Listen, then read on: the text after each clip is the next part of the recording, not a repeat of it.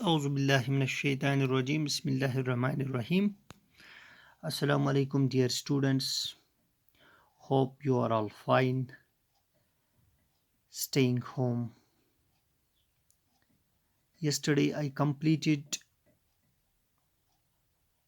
your one of the chapter pertaining to Unit 2, namely linear equations in one variable. Dear students, today I am going to discuss with you one more chapter of mathematics subject for class 8th. The title of the chapter is Comparing Quantities.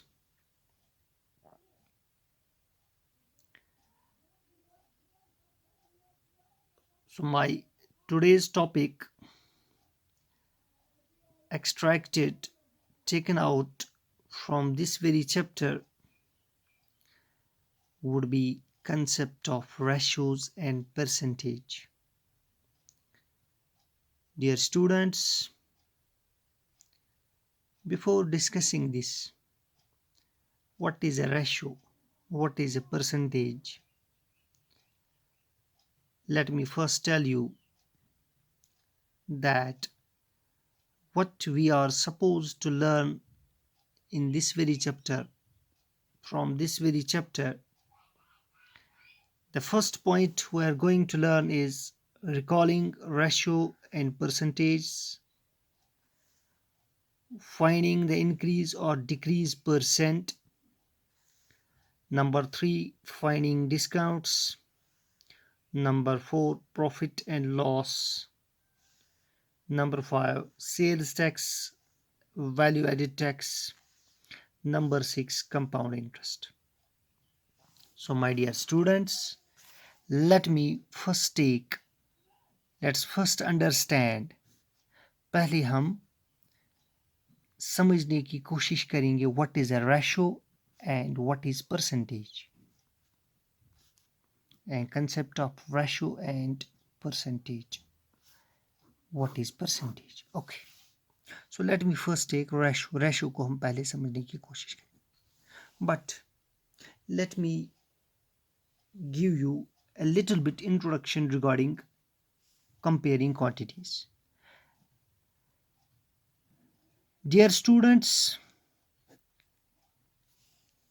जब भी आप कोई चीज़ लाते हैं, आप दुकान पे जाते हैं, वहाँ से आप घर के लिए कोई चीज़ खरीदते हैं, चाहे आप कपड़ा लाते हैं, चाहे आप चाय लाते हैं, चाहे आप राशन लाते हैं, चाहे आप सब्ज़ी लाते हैं, चाहे आप दूध लाते हैं, तो हर एक चीज़ जो है, जो कोई भी चीज़ आप मार्केट से खरीदते हैं, बाज़ार से लाते हैं, तो हर एक चीज़ का एक अपना एक तरीका होता है तोलने का।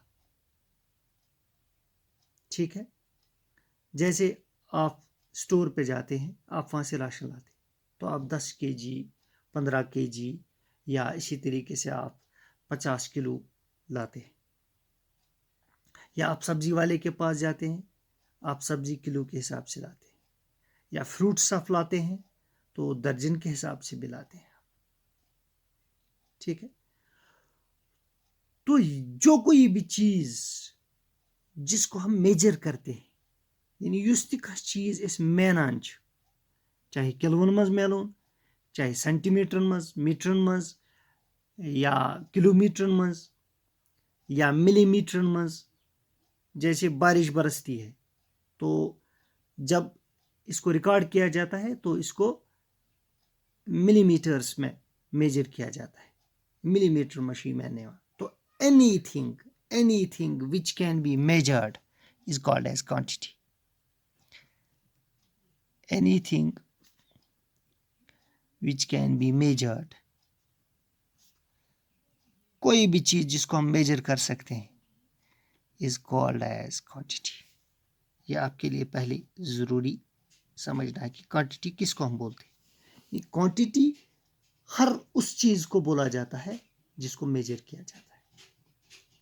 ठीक है, जैसे आपकी हाइट, तो हाइट जो है ये क्वांटिटी, यानी आपकी हाइट कितनी है, 3 फीट है, 4 फीट है, 5 फीट है, कितनी है, इसको जब हम मेजर करेंगे तो ये क्वांटिटी, ठीक है। तो कंपेयरिंग क्वांटिटी का क्या मतलब होता है? कंपेयरिंग क्वांटिटी का मतलब होता है जब हम दो क्वांटिटीज का आपस में कंपेयर करते हैं कि एक क्वांटिटी इससे ज़्यादा है या कम है, बड़ी है या छोटी है। बात समझ में आती है ना? इंक्रीज हुई है या डिक्रीज हुई है। तो जब इस तरीके से हम इन क्वांटिटीज़ का कंपेयर करते हैं, एक दूसरे से उनका मुवाजना करते हैं, तो इसको हम बोलते हैं कंपेयरिंग क्वांटिटीज़। तो इसी कंपेयरिंग क्वांटिटीज़ में आज जो हम सीखने जा रहे हैं that is ratio. For example मैं आपको ऐसे रेशो समझाता हूं। रेशो का मतलब होता है comparing two quantities, simply comparing two quantities, यानी जब हम किसी भी दो क्वांटिटीज को आपस में कंपेयर करते हैं, उनका मुवाजना करते हैं, ठीक है ना। फॉर एग्जाम्पल मिसाल से मैं आपको समझाता हूँ। फॉर एग्जाम्पल अगर आपके पास एक बास्केट है, ठीक है, एक बास्केट है आपके पास। इस बास्केट में आपके पास मान लेते हैं 20 एप्पल्स है, 20 एप्पल्स, और इसमें 5 ऑरेंजेस है। तो यहां पे दो किस्म के फ्रूट्स, यानी दो किस्म की क्वांटिटीज है। यहां पे हम क्वांटिटीज इनको बोलेंगे। तो यहां पे दो किस्म की क्वांटिटीज है। तो पहली क्वांटिटी जो है वो उसकी तादाद 20 है, और दूसरी क्वांटिटी जो है उसकी तादाद 5 है, ठीक है। ओके, देन हम अगर देखना चाहेंगे कि इनके नंबर्स का रेशो क्या है, तो रेशो ऑफ दियर नंबर्स क्या होगा? Ratio of the number of oranges to the apples, orange to apples is, हाँ, इनका रेशो क्या बनेगा फिर? रेशो बनेगा फिर, ऑरेंज कितने हैं? 5, तो एप्पल्स कितने हैं? 20। तो हम लिखेंगे their ratio is 5 divided by 20। Okay, so this becomes that, इसको हम ऐसे लिखते हैं 5:20। तो यहाँ पे आपको पता चला कि हमने यहाँ पे क्या किया, हमने यहाँ पे दो क्वांटिटीज को कंपेयर किया। दो क्वांटिटीज को हमने यहाँ पे कंपेयर किया। हमारे पास एक बास्केट थी, इसमें 20 एप्पल्स थे, यानी 20 सेब थे और 5 संतरे थे। तो अब जब हमने इनका रेशो देखना चाहा, यानी हमने इन दो क्वांटिटीज को अब कंपेयर किया, तो oranges, number of oranges to the number of apples, इनका जो रेशो बना वो था 5 डिवाइडेड बाय 20, दैट्स 5:20। इसको हम पढ़ते हैं इज टू। ये जो बीच में दो ये नुक्ते हैं इनको बोलते हैं इज टू, यानी 5:20। सिमिलरली एक और मिसाल से मैं आपको समझाता हूँ। हमारे पास दो बच्चे हैं, एक का नाम है साहिल, दूसरे का नाम है रशीद।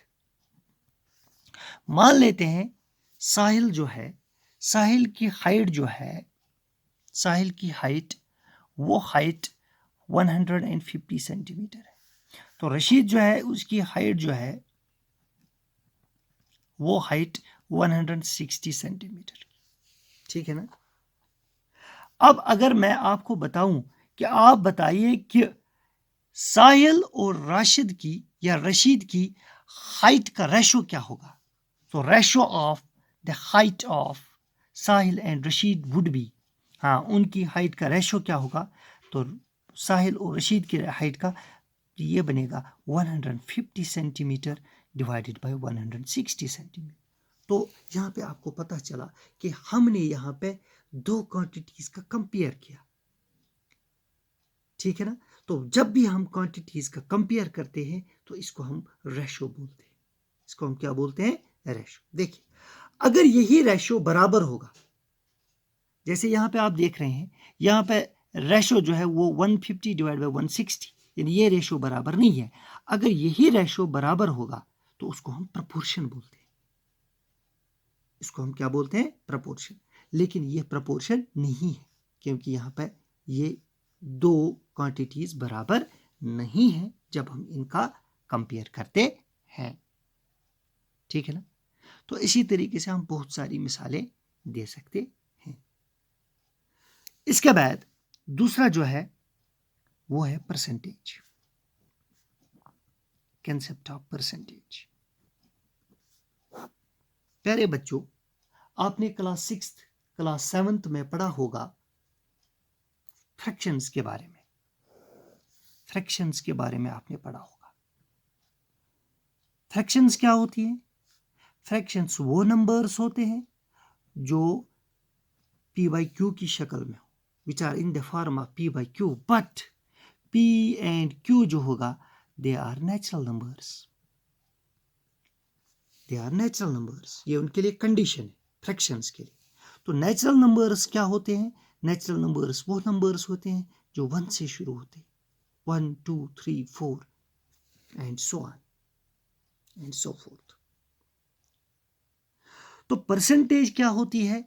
फ्रैक्शन में आपने ये भी पढ़ा होगा कि ये जो ऊपर वाला पार्ट होता है इसको हम न्यूमरेटर बोलते हैं, और जो नीचे वाला पार्ट है इसको हम डिनोमिनेटर बोलते हैं।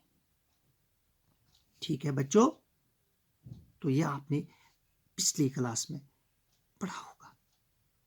अब यहां हमने परसेंटेज समझनी है कि परसेंटेज क्या होती है, लेकिन परसेंटेज समझने से पहले आपको ये फ्रैक्शंस का कंसेप्ट होना लाजमी बन जाता है।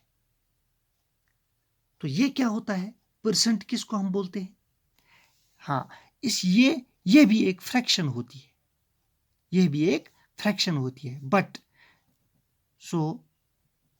हम इसको लिखेंगे न्यूमरेटर ऑफ फ्रैक्शन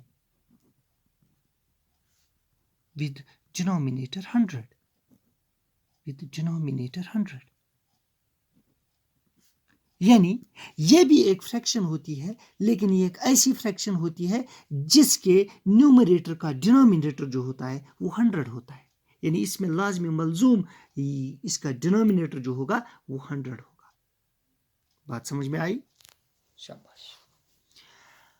अब देखिए, आप एग्जाम्पल के जरिए से मैं आपको समझाता हूं कि परसेंटेज होती क्या है। मान लेते हैं हमारे पास दो बंदे हैं, हमारे पास दो बंदे हैं, एक है राम और दूसरा है श्याम। ठीक है बच्चों, ये राम और श्याम जो है ये एक ट्रैवलिंग पे जाते हैं, यानी आउटिंग पे जाते हैं, सैर करने के लिए जाते हैं। ठीक है ना। मान लेते हैं ये 100 किलोमीटर दूर जाते हैं। कितना दूर जाते हैं बच्चों? 100 किलोमीटर। कौन कौन दूर जाता है? राम और श्याम। तो राम क्या करता है, क्योंकि बहुत दूर की मसाफत तय करनी है, बहुत ज्यादा दूर इनको सफर करना है, दूर का सफर करना है, दूर के सफर पे जाना है, तो इसलिए ये बारी बारी गाड़ी चलाते हैं। तो राम जो है, इनको कितने किलोमीटर निकालने हैं? 100 किलोमीटर। तो राम जो है, राम 75 किलोमीटर तक गाड़ी चलाते हैं, और श्याम तो अब कितने किलोमीटर बच गए? ये 25 किलोमीटर। ठीक है ना। तो अब अगर हम इसको परसेंटेज में तब्दील करेंगे, तो मैंने अभी आपको कहा कि परसेंटेज क्या होती है, इसमें ये न्यूमरेटर, ये एक फ्रैक्शन होती है जिसके न्यूमरेटर का डिनोमिनेटर जो होता है वो 100 होता है। ठीक है बच्चों, तो इसको हम कन्वर्ट करेंगे, ये बनेगा, ये बनते 75 डिवाइडेड बाय 100। ठीक है बच्चों, तो इज इक्वल टू ये हो गया 75%। ये जो है ये परसेंटेज को रिप्रेजेंट करता है, जाहिर करता है, यानी इसकी वजह से हम परसेंटेज को जाहिर करते हैं इससे। ठीक है, तो ये क्या बनेगा? ये बनेगा 25 divided by 100 is equal to 25%। यानी इसका मतलब क्या हुआ? इसका मतलब ये हुआ कि राम ने 75% किलोमीटर्स तय किए, और 25% की जो मसाफत थी वो किसने तय की? वो श्याम ने तय की। बात समझ में आई बेटो? तो इसको हम परसेंटेज बोलते हैं। इसी तरीके से मैं आपको एक और मिसाल के जरिए से समझाने की कोशिश करूंगा। अब अगर डिस्टेंस इनको ट्रेवल करनी होगी 20 किलोमीटर की, यानी 1 शेमन 1 किलोमीटर पर, ठीक है ना। अब ये राम जो है, राम 12 किलोमीटर तय करता है और शाम जो है ये 8 किलोमीटर, क्योंकि 20 किलोमीटर आप तय करने। अब अगर इसको हम परसेंटेज में देखेंगे कि राम ने कितनी परसेंटेज मसाफत तय की है, ठीक है ना, तो इसको हम कन्वर्ट करेंगे 12 divided by 100, simply 12 divided by 100। इसको क्या करेंगे 8 डिवाइडेड बाय 100, सॉरी 20 में से ये 12 किलोमीटर निकालता है, 20 में से ये 8 किलोमीटर निकालता है। हमें क्या देखना है, हमें ये देखना है कि इसने कितनी परसेंटेज मसाफत तय की है, राम ने कितनी परसेंट मसाफत तय की है शाम ने। इसके लिए हम क्या करेंगे, हाँ देखो यहाँ पे हम एक अप्रोच, एक तरीके का इस्तेमाल करेंगे। यहाँ पे मैंने आपको कहा कि परसेंटेज में डिनोमिनेटर कितना होना चाहिए 100, तो यहाँ पे डिनोमिनेटर क्या है 20। अब 20 को हम मल्टीप्लाई क्या करेंगे ताकि 100 बने 5, शाबाश गुड। तो जब डिनोमिनेटर को 5 मल्टीप्लाई करते हैं तो यहाँ भी क्या करेगा 5, तो ये बनते 60 डिवाइडेड बाय 100, सिंपली 60%। तो इसका 8/20 जो है सिंपली 5 ये बनते, क्योंकि 20 को 5 मल्टीप्लाई करेंगे तभी 100 बनेगा ना, तभी ये परसेंटेज में तब्दील होगी। 8 5 जार को 40, सो सिंपली इसने 40% और उसने राम ने 60% और इसने 40% मुकम्मल किया होगा। तो बच्चों उम्मीद है कि आपको ये समझ आया होगा। तो मैं फिर से समराइज करता हूँ। क्वांटिटी हम हर उस चीज़ को बोलते हैं जिसको मेजर किया जाता है, ठीक है। तो रेशियो क्या होता है, जब हम किसी भी दो क्वांटिटीज़ का कंपेयर करते हैं, मुवाजना करते हैं। मिसाल के ज़रिए से मैंने आपको समझाया। तो परसेंटेज क्या होती है, परसेंटेज होती है एक फ्रैक्शन जिसका न्यूमरेटर जो है, जिसकी न्यूमरेटर का डिनोमिनेटर जो होता है वो 100 होता है, ठीक है ना। तो उस तरीके से ये पहला आपका जो इंट्रोडक्शन है रेशियो एंड परसेंटेज, ये क्या होती है, ये मैंने आपको मिसालों के ज़रिए से समझाया। तो बच्चों आज के लिए इतना ही। तो कल इंशाल्लाह हम इसकी रिलेटेड एक्सरसाइज उठाते हैं। Thank you.